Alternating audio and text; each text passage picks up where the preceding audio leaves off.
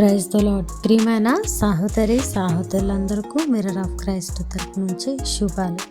ప్రియమైనటువంటి వాళ్ళారా, మీరంతా బాగున్నారని, అలాగే ప్రతిరోజు డైలీ వాగ్దానం ద్వారా ఆదరించబడుతూ ఉన్నారని విశ్వసిస్తూ ఉన్నాము. విన్న వాక్యాన్ని తప్పకుండా షేర్ చేయండి. అలాగే పరిచర్య బహుభారం కలిగి ఉన్నది.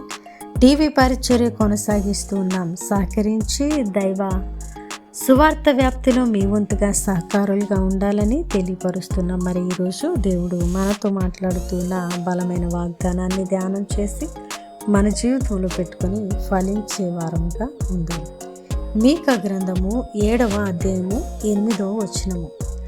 నా శత్రువా, నా మీద అతిశయించవద్దు. నేను కింద పడినను తిరిగి లేతును. నేను అంధకారమందు కూర్చొని ఉన్నను, యెహోవా నాకు వెలుగుగా ఉండును. దేవుని నామానికి మహిమ, ఘనత, ప్రభావములు చెల్లిస్తున్నాను. ప్రియ సహోదరుడా, ఈ వాక్యము చదువుగానే హృదయం నిండా ఎంతో సంతోషము, సమాధానము కలుగుతుంది నా మట్టుకు. మరి ఈ మాటను వింటే మన శత్రువు ప్రతిసారి మనల్ని కింద పడదొయ్యాలని, మనల్ని నేలమట్టం చెయ్యాలని, మనల్ని చెయ్యాలని, మనల్ని కృంగదీయాలని ఎంతగానో ప్రయత్నము చేస్తూ ఉంటుంది. అయితే భక్తుడు ఇక్కడ శత్రువుతో, అపవాదితో మాట్లాడుతూ దేవుని కృపను కొనియాడుతున్న ఈ మాటలను బట్టి మనము బలపరచబడడం దేవుని చిత్తమై ఉన్నది. అయితే నా శత్రువా, నా మీద అతిశయపడకు. ఎందుకంటే నేను కింద పడనని కాదు, కానీ పడినా కూడా తిరిగి లేస్తాను. కారణం ఏంటంటే నేను అంధకారం ముందు కూర్చొని ఉన్న ఆ అంధకారాన్ని ఛేదించే దైవిక శక్తి, ఆ అంధకారాన్ని ఛేదించే యెహోవా వెలుగు నాకు తోడుగా ఉన్నది కాబట్టి అనేటువంటి విశ్వాసము ఇక్కడ భక్తుడు వ్యక్తం చేస్తూ ఉన్నాడు. ప్రియమైనటువంటి దేవుని బిడ్డ, ఈరోజు ఏదైనా పరిస్థితిలో భక్తి చేయాలి అని అనుకుంటూనే, ఆత్మీయంగా ఫలించాలి అని అనుకుంటూనే, ఇలా ఉండాలి, దేవునిలో అలా ఉండాలని ఎన్నో నిర్ణయాలు తీసుకుంటూనే కింద పడుతూ ఉన్నావేమో.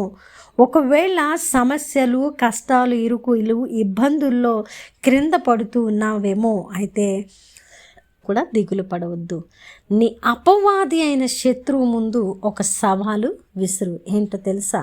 నా శత్రువా, నేను కింద పడినా కూడా తిరిగి లేస్తాను. నా మీద నువ్వు అతిశయపడ్డానికి వీలు లేదని నువ్వు గట్టిగా అపవాదిని జయించడానికి బలము కలిగిన వ్యక్తిగా ముందుకు వెళుతూ అపవాది క్రియలను లయపరిచే భక్తి జీవితాన్ని కనపరుస్తూ వాడిని గద్దించగలగాలి.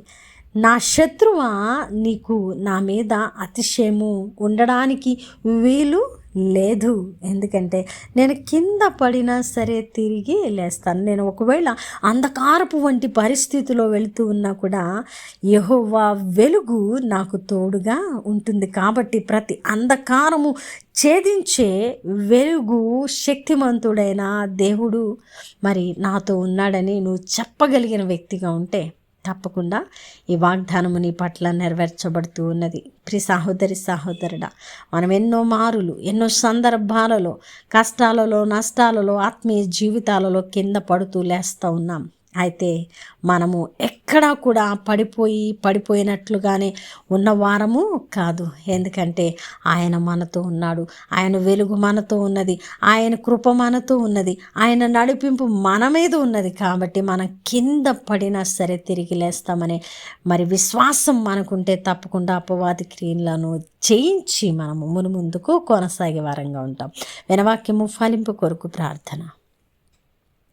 పరిశుద్ధుడా, ప్రేమ కలిగిన తండ్రి, అద్భుతమైన వాక్కు ద్వారా మాతో మాట్లాడి మా హృదయాలను కట్టి బలపరిచినందుకు వందనాలు. అవునయ్యా, ఈ మాటను విన్నప్పుడు హృదయము సంతోషము, సమాధానముతో నింపబడింది ప్రభా. ఎందుకంటే మేము అనేక మారులు పడతా ఉన్నాం ప్రభా. కింద పడినా తిరిగి లేవడానికి ప్రభా మీరు మాకు శక్తిమంతుడుగా, వెలుగుగా ప్రభా, అంధకారమందు మేము నిలబడిన మమ్మల్ని నిలబెట్టే దేవుడుగా ఉన్నానని ఈరోజు మరలా మాకు విశ్వాసములో నిలబెట్టి అయా మీరు మాట్లాడి మాట్లాడి మా హృదయాలను సమాధానపరిచినందుకు వందనాలు. ఈ వాగ్దానాన్ని బట్టి ఎవరు ఆదరించబడ్డారో, కట్టబడ్డారో, అవును నేను బలవంతుడు, నేను క్రింద పడినా తిరిగి లేస్తాను, అపవాదికి నా మీద అతిశయము లేదు, నా దేవుడు నాకు వెలుగుగా ఉన్నాడని ఎవరు నమ్ముతున్నారో వారి పట్ల ఈ వాగ్దానాన్ని నెరవేర్చమని ప్రభువా, ఈ పరిచర్యకు సహకరిస్తున్న ప్రతి కుటుంబాన్ని దీవించి ఆశీర్వదించమని ఈ ప్రార్థన నజరేయుడైన యేసుక్రీస్తు నామమున సమర్పించడానికి వేడుకుంటున్నాము తండ్రి. ఆమేన్. ప్రియమైన దేవుని బిడ్డలారా, విన్న వాక్యాన్ని తప్పకుండా షేర్ చేయండి, పరిచర్యకు సహకరించండి. దేవుని చిత్తమైతే మరలా కలుసుకుందాం. దేవుడు మిమ్మల్ని దీవించును గాక. ఆమేన్.